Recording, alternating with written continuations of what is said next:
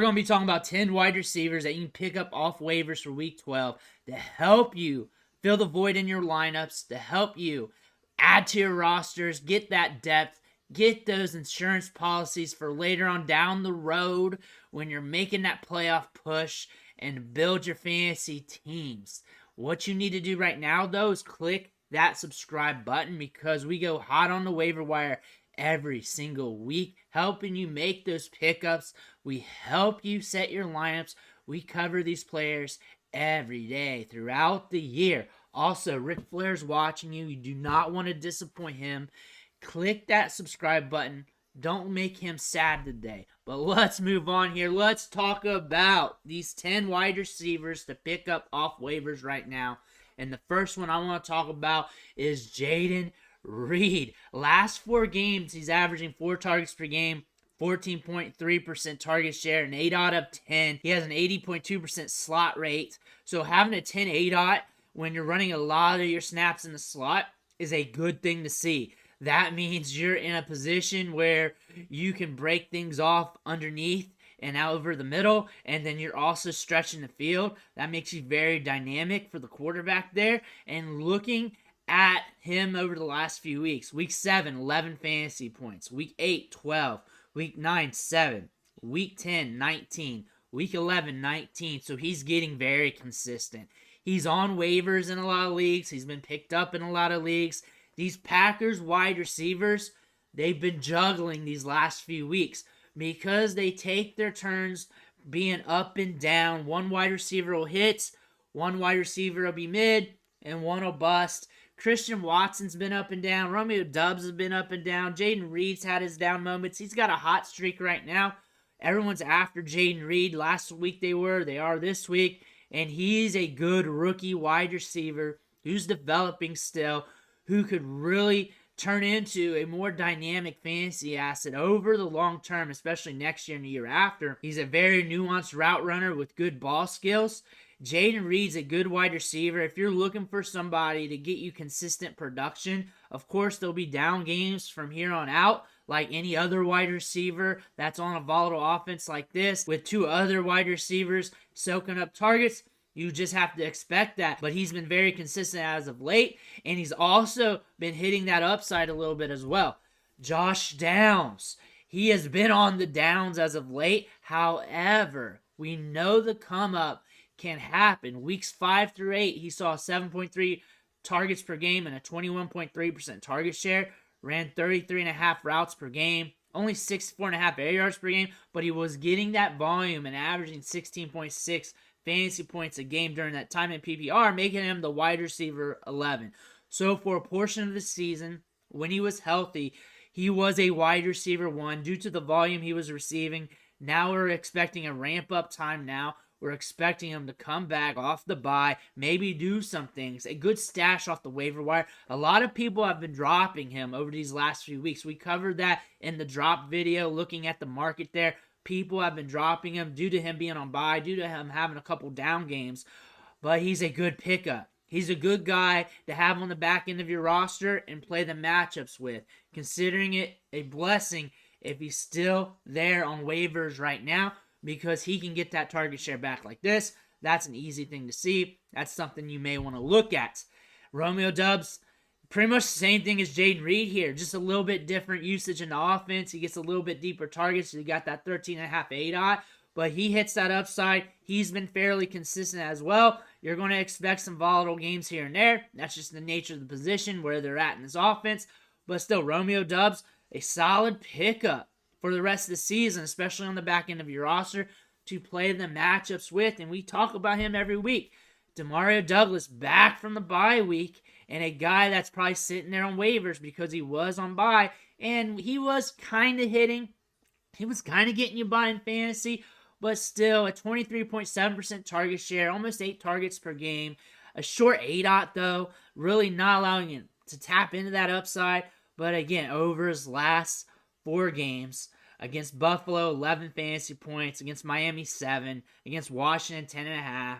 Against Indy, 14. So he can be productive. He can be usable in fantasy, even with that short ADOT. With Kendrick Bourne out, those targets are going his way. He's a reliable option in the offense. Another guy to pick up off waivers. Rasheed Shaheed's one of my favorite wide receivers in the league for fantasy football, but due to how I like analyzing the position, I think it's fun when you see those wide receivers who give you nothing in a lot of games, those 5 fantasy point games, those 7 fantasy point games, those 6, and then next game, 30 fantasy points, then down to 5, then down to 5, then 30. He's one of those roller coaster type players, and what I like about a player like this is if you're hurting in your lineup for a week, you need somebody to start, and you look at him and you want to chase upside, you want to chase that gamble, you can throw him in, close your eyes, pray, and hope he hits to the upside because you're catching that like 1 every 3 or 4 games here. And if it hits, you're probably going to win your matchup. And if he doesn't hit, it's not going to kill you too bad because he's only going to be so far off from the other jabronis off the waiver wire, because we got to compare him to the waiver wire wide receivers when you do this strategy, not average starters in fantasy. So if you think about it according to that context, when you're plucking guys off waivers to throw into your lineup, a guy like this as a gamble here and there to pray to the gods for, I like Rasheed Shaheed. And you're going to catch the same thing out of Jameson Williams. And that's what we're expecting over the long haul, over the course of his career. I call this, and I've granted this, the scientific term. It's going to be in science books in your elementary school here soon. The Will Fuller effect, where you're just going to get a game where the player scores 20, 25, 30 fantasy points, maybe 3, 5 weeks of nothing, then another game of 20, 30 fantasy points. And he's going to be on that trajectory. He's really on a Will Fuller trajectory because Will Fuller started his career off slow as well. Will Fuller had a lot of injuries. Jameson Williams had a lot of injuries. Will Fuller played with another good wide receiver. There's just a lot of connections here where they're vastly similar. I'm not even going into play types. Both are fast downfield, can make plays happen. But still, fantasy point archetypes here. We're looking at that kind of like Rasheed Shaheed, deep ball city. And the snaps are starting to mount up. They're starting to increase. That's good to see as we get later into the season. Jameson Williams, another lottery ticket play. Khalil Shakir, on the same spectrum here. And I'm not comparing wide receivers per skill set. I'm comparing them to how they score fantasy points because that's what we look at here in redraft and DFS. That's just how it does. You compare skill sets for Dynasty, Devy, the deeper leagues, the longer lasting leagues, but still for redraft here, it's a sprint to the finish. And this is what we're getting out of Khalil Shakir. He's running more routes due to the nature of the offense now, and he's getting more opportunities. He's getting about 4 targets a game, and the spike weeks maybe a little bit more, but he's getting deep targets, and that's going to allow him to splash in some weeks. 20 fantasy points last week, so people are going to be chasing the fantasy points. But what you're investing in here is another roller coaster wide receiver, and you just got to pick your spots, put them in your lineup, and pray for the best, and that's it. I don't think the matchups really matter for him. If it's a tough matchup, that may mean that the progressions of the quarterback may allow for a target or 2 to go his way when it really shouldn't have in other matchups when it's easier. And also in easy matchups, it could still go his way. Really, he's situational from play to play due to the deep ball, due to those deep targets that are flowing in the offense, and really how things are being called, the mismatches and everything else during that moment. But Khalil Shakir is a lottery ticket. That's him on the macro. He's a lottery ticket from week to week, just like Jameson Williams, just like Rasheed Shaheed. He's going to bust on you here and there, and then he's going to have those grand weeks, and you just got to hope for the best when you put him in your lineup. Noah Brown's been on a tear. Nothing new here. He was out last week. Got to watch him going forward. But still, a good wide receiver and a good offense who's been productive. And we've seen injuries in this offense, too, at the wide receiver spot with Nico Collins, Robert Woods, Noah Brown, Tank Dell even.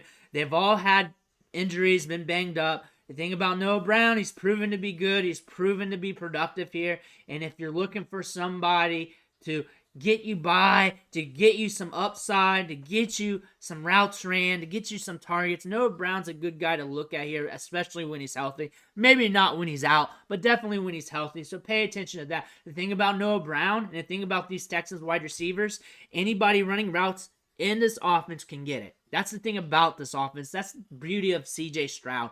He doesn't care. Maybe if I'm running routes out there, maybe I'll get a target or two. He doesn't care. If you're creating separation or if you're close enough, if you're even, you're leaving, anything, he's going to toss it your way. We're able to see guys like Noah Brown do some things in this offense. That's a good thing to see. Michael Wilson.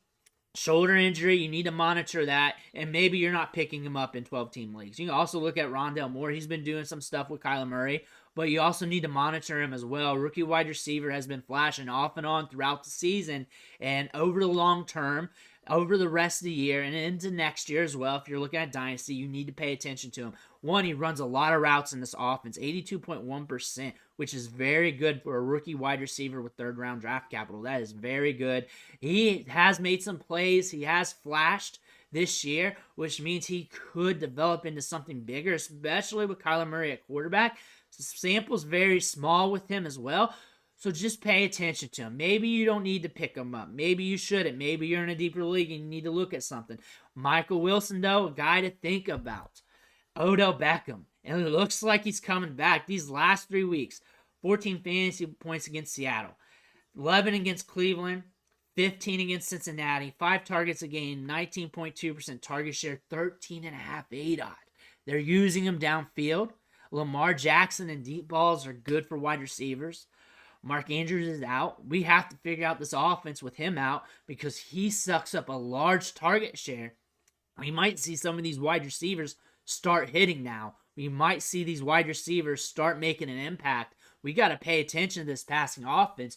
You may want to invest in some of these guys on some of your teams, especially in deeper leagues. If you're in a 14 or 16 teamer, Odell Beckham, Rashad Bateman, look at those guys because we want to see what this offense is going to look like going forward with Mark Andrews out because he'll suck up 25, 30, to 40% of the targets on any given matchup. That's gone. That could go to Isaiah Likely, but it's not all going to go there. Why not target Odell Beckham? Why not target Zay Flowers? Why not target Rashad Bateman? Why not target anybody else running routes in this offense? Take a look at that. Odell Beckham has been hot. Tutu Atwell, Cooper Kupp injury. When Cooper Kupp's been out, he was hitting. He was getting more opportunities. Something to pay attention to. I wouldn't marry it. I wouldn't be in love with it. But still, if you're hurting, you're looking for something. A lot of people like Tutu Atwell. They like what he does on the field. You could be dipping your toes back into the Tutu Atwell. Now we're looking at the Elijah Moore here. And this guy has been getting targets and target share all season long. And there has been some dips in his workload, but it's starting to ramp back up. A 19.2% target share on the season, averaging 6.4 targets per game. There have been portions of the year where it was pushing 7 to 8 targets per game.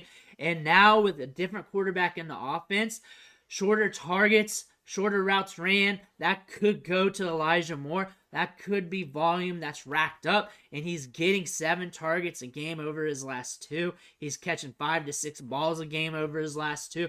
That could be volume that amounts to something. He could be a wide receiver that gets you by to being a fantasy league winner if this continues towards this trend. We're also seeing the snaps start to increase, get back to where they were, so that's something good to see as well. Elijah Moore could be a sneaky play off the waiver wire.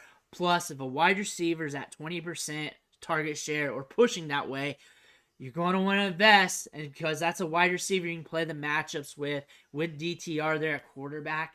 Elijah Moore might be getting more opportunities than what we think, but we don't know. Small sample, but again, waiver wire wide receivers, you're not marrying them. You're not really expecting them to hit anyways. You're really hoping for the best, but a good target share is a very, very, very, very good indicator of what's to come. Let me know what you think in the comments below. Hit that subscribe button right now. Ric Flair's watching you. Do not disappoint him. I want to thank you for watching. Catch you on the next video.